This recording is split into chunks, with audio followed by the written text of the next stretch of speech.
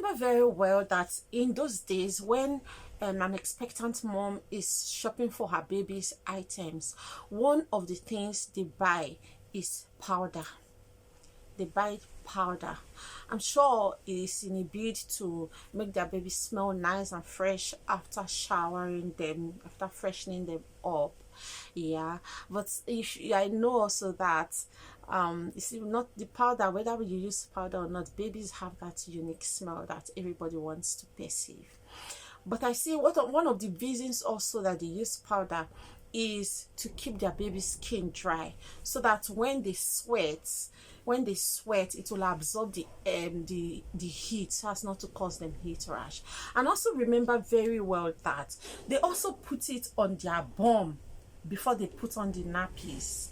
I'm sure it's also in a bid to absorb the excess moisture from the urine and the pee so as not to cause them rash. Now everything has changed. Everything has changed. Research has, of course, people are working every day. Research has proven that that powder does not absorb heat but retains heat. When you use powder on your baby, instead of taking out the excess moisture, it retains it and even causes them more harm than good. Secondly, some mothers use this thing wrongly.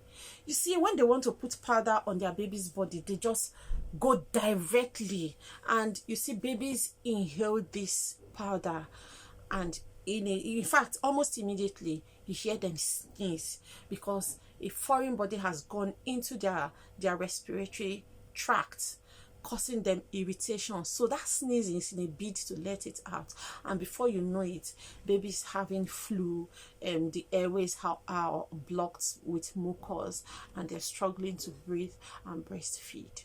So it is wrong.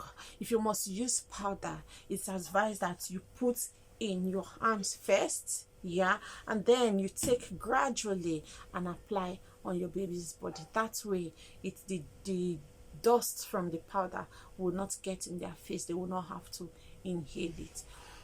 But the right thing to do lately is actually to just keep your baby nicely moisturized.